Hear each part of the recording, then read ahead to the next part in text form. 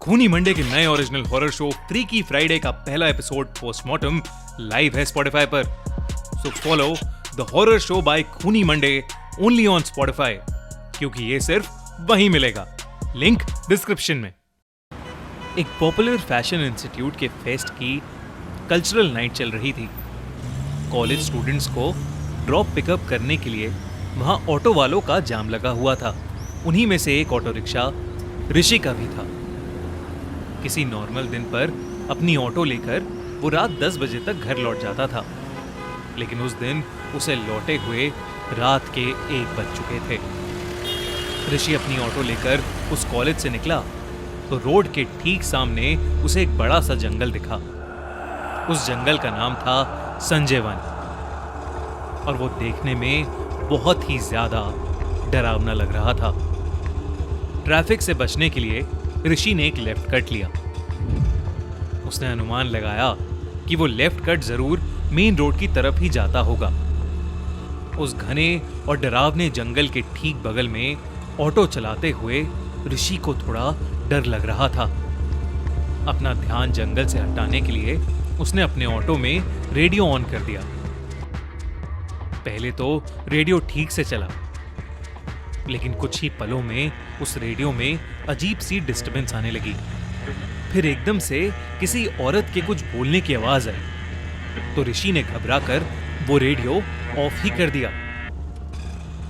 घबराए हुए ऋषि की नजर बार बार उस घने और भयानक जंगल की तरफ जा रही थी।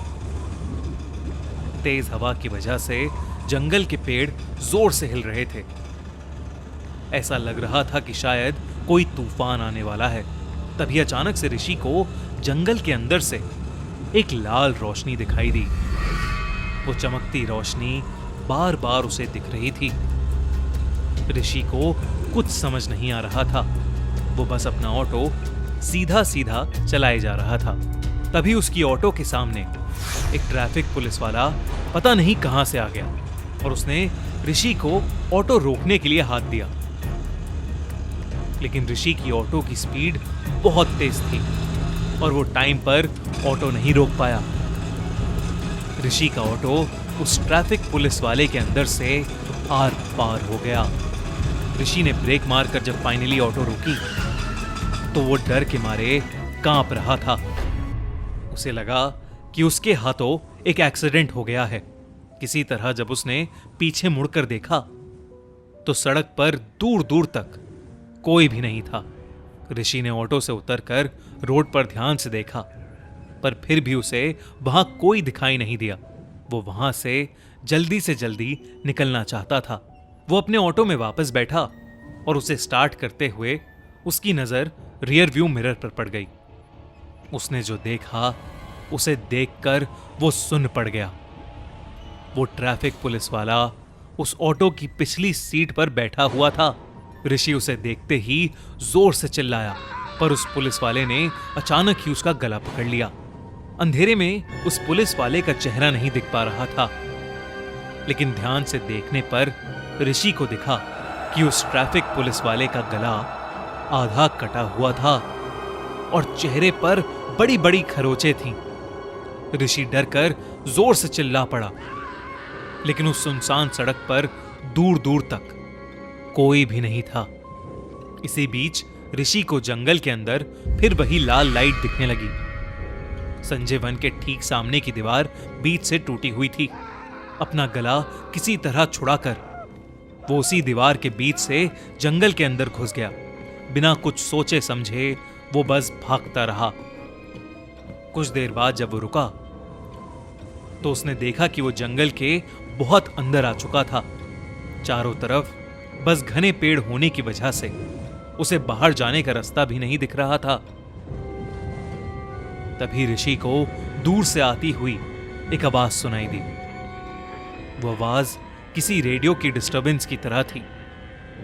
ऋषि उसी आवाज की तरफ और आगे बढ़ा तो उसे अब उस डिस्टरबेंस के बीच में एक औरत की आवाज भी आ रही थी।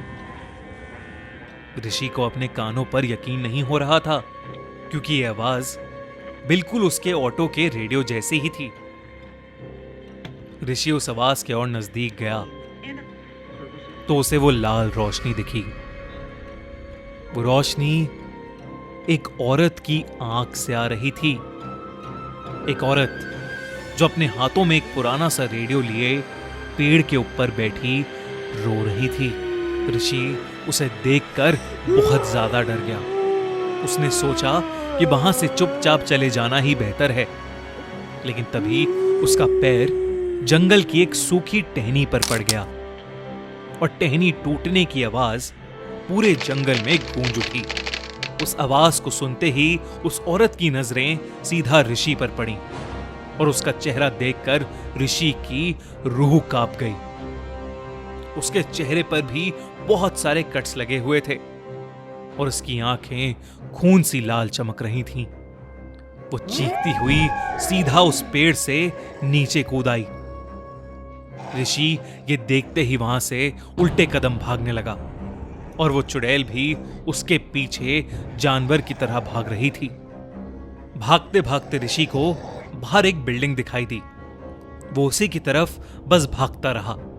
करीबन 1.5-2 किलोमीटर भागने के बाद वो उस बिल्डिंग के नजदीक आ गया। वहां पर एक पुलिस स्टेशन था।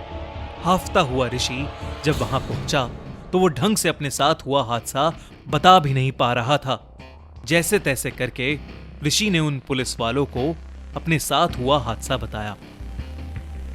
लेकिन हैरानी की बात तो ये थी कि वो पुलिस वाले इस बात को सुनकर बिल्कुल भी हैरान नहीं हुए, बल्कि उन्होंने ऋषि से कहा कि वो खुशकिस्मत है जो जिंदा बच गया।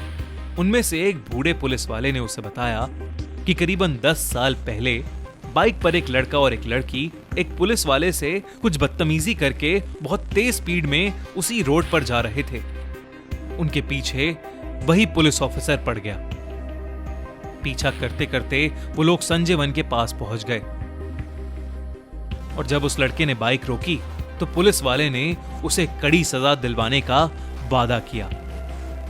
उस लड़के ने शायद पी रखी थी और इसीलिए अपना होश गवाकर उसने पुलिस वाले की गर्दन पर अपनी बाइक की चाबी गड़ा दी।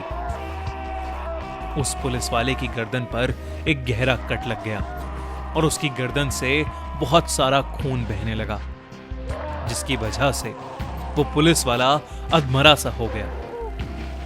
पुलिस वाले को ऐसी हालत में देख वो लड़का सिटपिटा गया और उस लड़की को छोड़कर वहां से अपनी बाइक पर भाग गया। उस लड़की के हाथ में सिर्फ उसका एक पुराना रेडियो था। उस रात उस लड़की का क्या हुआ ये कोई नहीं जानता, पर आज भी कहते हैं कि उस पुलिस वाले और लड़की की आत्मा उसी जगह पर भटकती रहती है। फिर ये सब सुनकर ऋषि के पैरों तले जमीन खिसक गई। उसने शुक्र मनाया कि वो बाल बाल बच गया और उसने तय किया कि वो अब कभी भी संजय वन के आसपास भी नहीं भटकेगा। गाइस, अब आपको हमारी हॉरर स्टोरीज के लिए एक हफ्ता वेट नहीं करना पड़ेगा, क्योंकि YouTube से 7 दिन पहले अब आप सुन सकते हैं हमारी horror stories only on our new Spotify podcast the horror show by Khooni Monday. हमारे अगले हफ्ते की कहानी Begunkodar railway station Spotify पर ऑलरेडी लाइव है, तो डिस्क्रिप्शन में दी गई लिंक पर क्लिक करिए और जल्दी से उसे सुनिए। और हाँ, हमारा YouTube चैनल खूनी मंडे सब्सक्राइब करना मत भूलना।